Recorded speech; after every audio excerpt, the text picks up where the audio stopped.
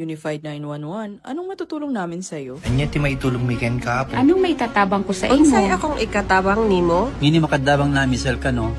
Sa anumang wika o dialekto, may tulong na darating sa iyo.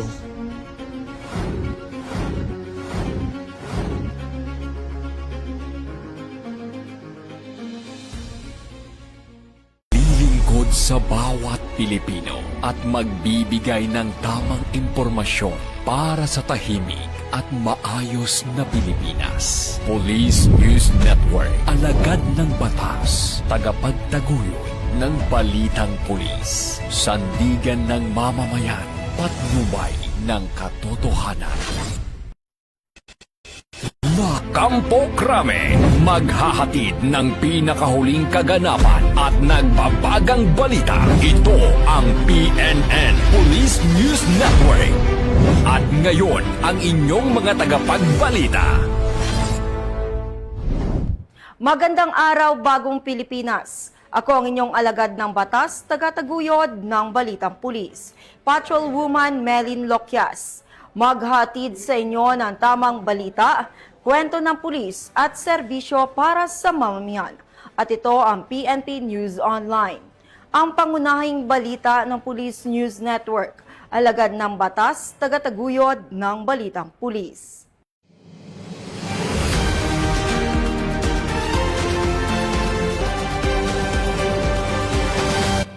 Narito ang mga balitang hatid ng ating PNN correspondents mula sa iba't ibang panig ng bansa.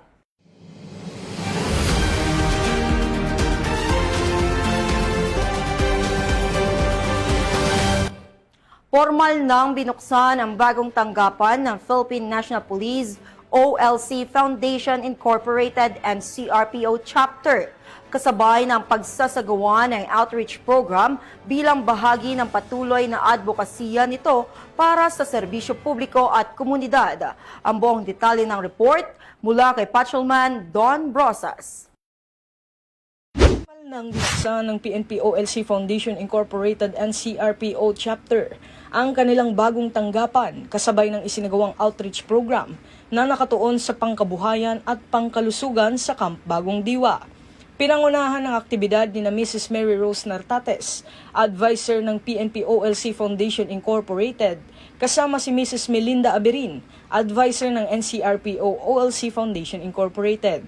Dinaluhan din ito ng iba't ibang opisyal ng National Capital Region Police Office, district directors, police officers at kanilang mga pamilya.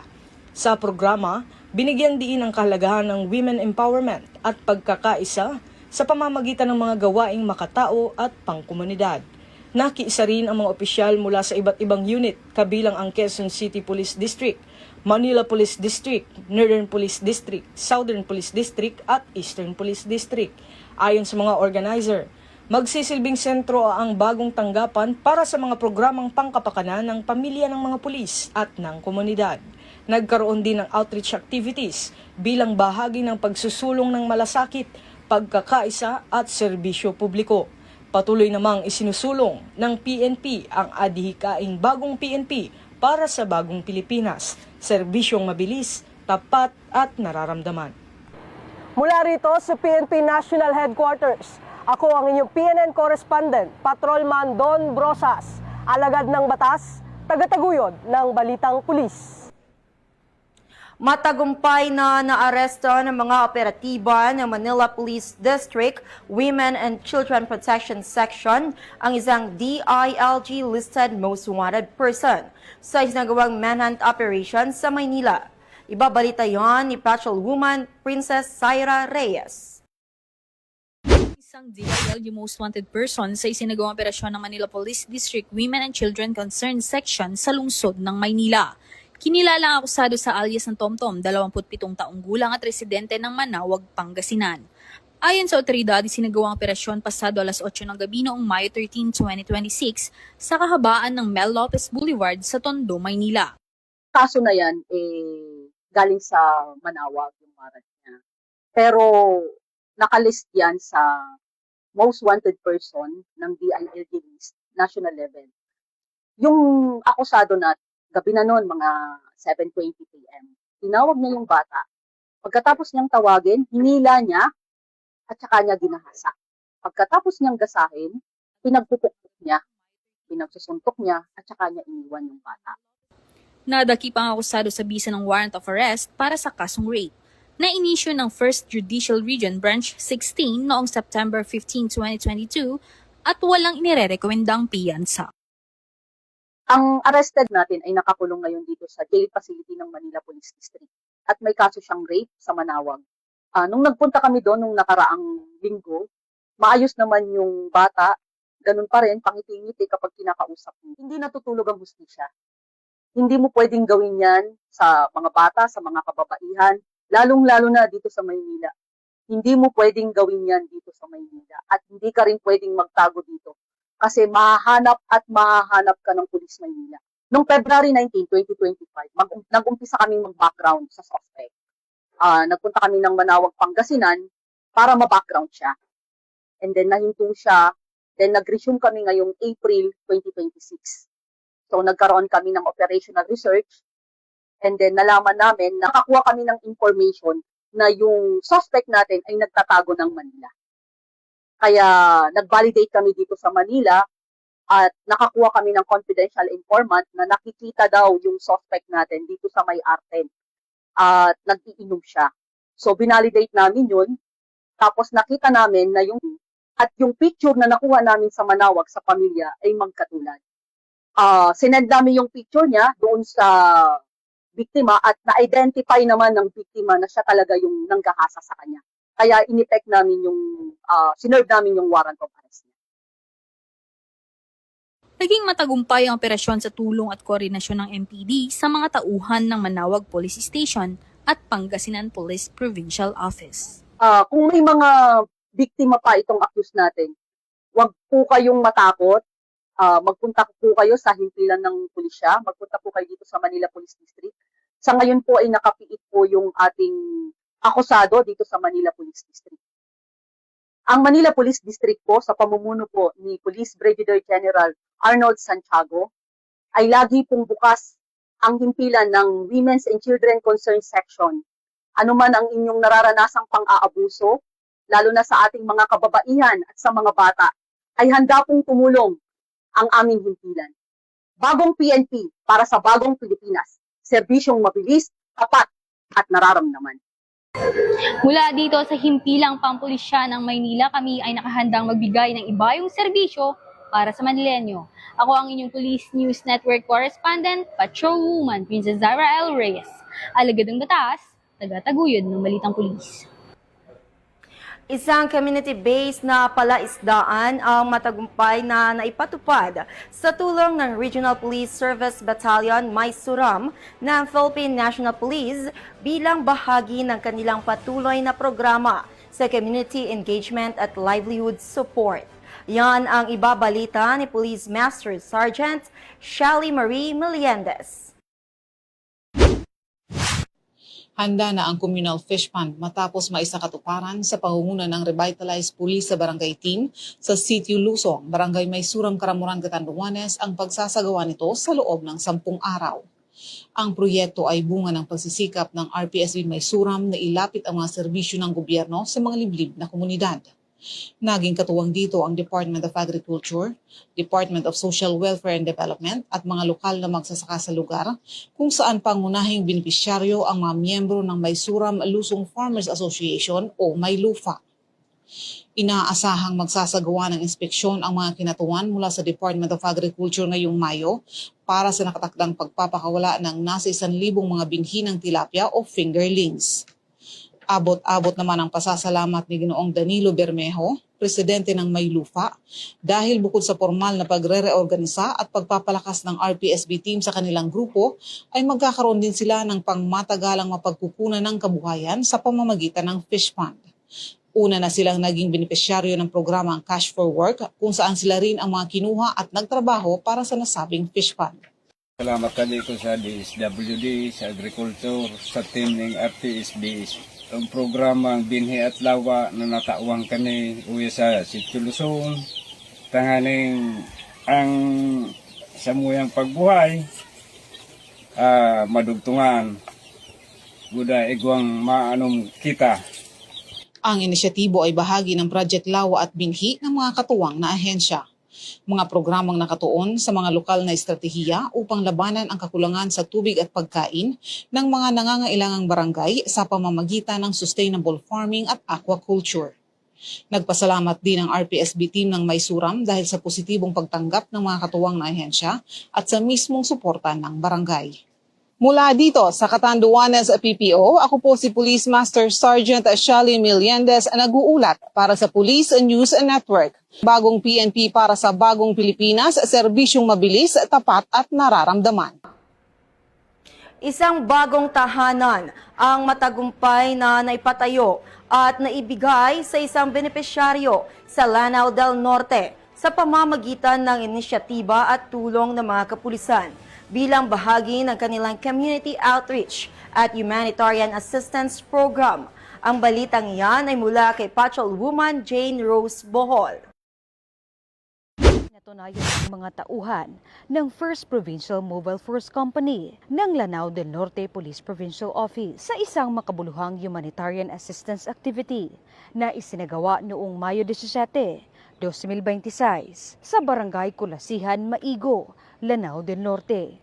Pinangunahan ni Police Lieutenant Colonel Lino N. Akiangan Jr., Force Commander ng 1st PMFC, kasama ang kanyang mga tauhan, ang pagpapatayo at pagsasaayos ng tahanan ng mag-asawang Oblimar. Si Arturo Oblimar, o mas kilala bilang Tatay Boy, ay napiling tulungan ng kapulisan matapos nilang masaksihan ang hirap at kalunos-lunos na kalagayan ng mag-asawa. Sa bawat pagpapatrolya ng mga pulis sa lugar, hindi nila maiwasang mapansin ang kanilang sitwasyon dahilan upang mabuo ang hangaring mabigyan sila ng mas maayos at ligtas na tahanan.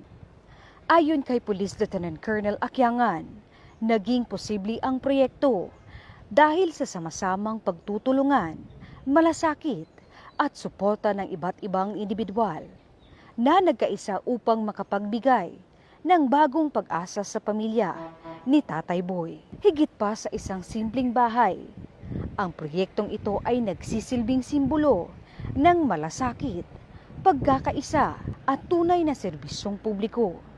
Patunay ito na ang PNP ay hindi lamang katuwang sa pagpapatupad ng batas, kundi maging kaagapay ng mamamayan sa pagbangon at pagharap sa hamon ng buhay.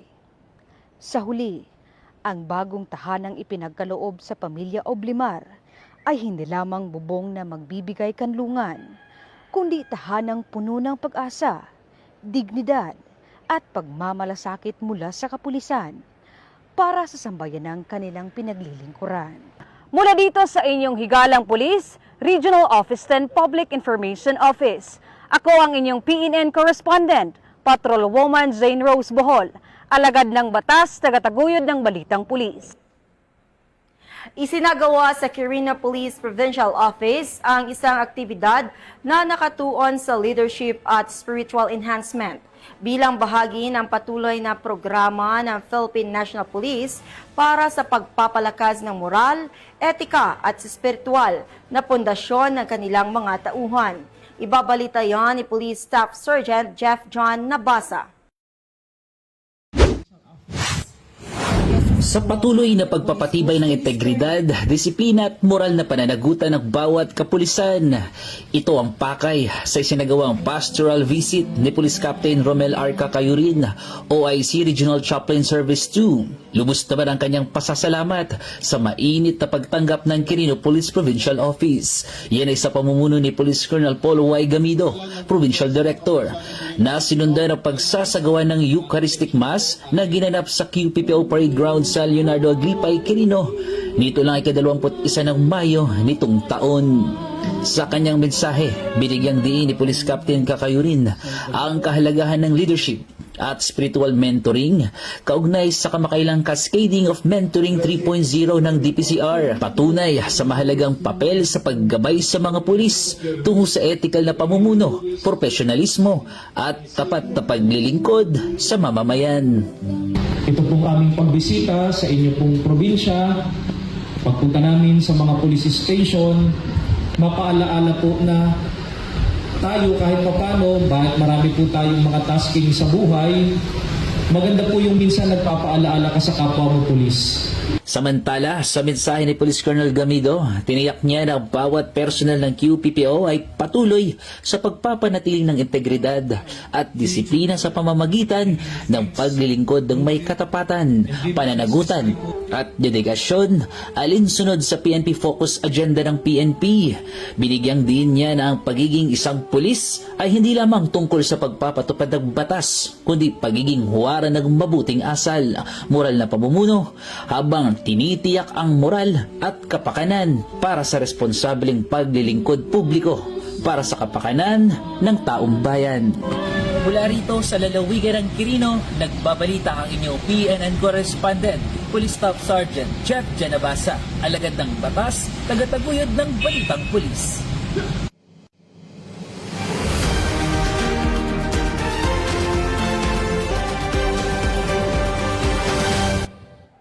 At yan ang mga balitang nakalap ng ating PNN correspondents mula Luzon, Visayas at Mindanao. Para sa mas malawak at mabilis na ulat ng mga balita, i-like, follow and share kami sa aming Facebook account ng Police News Network at sa Twitter account para sa mga real-time updates at YouTube channel para sa mga live stream at replays. Manatiling mapagmatyag at laging alam ang totoo. Sa ngalan ng pamunuan ng Philippine National Police sa pangunguna ni Chief of PNP, Police General Jose Melencio Nartates Jr. at sa pamumuno ni President Ferdinand Bongbong Marcos Jr., kami ay maglilingkod sa bawat Pilipino at magbibigay ng tama at balanseng balita. Mula rito sa tanggapan ng tagapag-ugnay ng Pambansang Pulisya, ako ang inyong alagad ng batas, tagataguyod ng Balitang Pulis, Patrolwoman Melin Lokyas, maghatid ng tamang balita, kwento ng pulis at serbisyo para sa mamamayan. At ito ang PNP News Online, ang pangunahing balita ng Police News Network. At ito ang bagong PNP para sa bagong Pilipinas. Serbisyong mabilis, tapat at nararamdaman.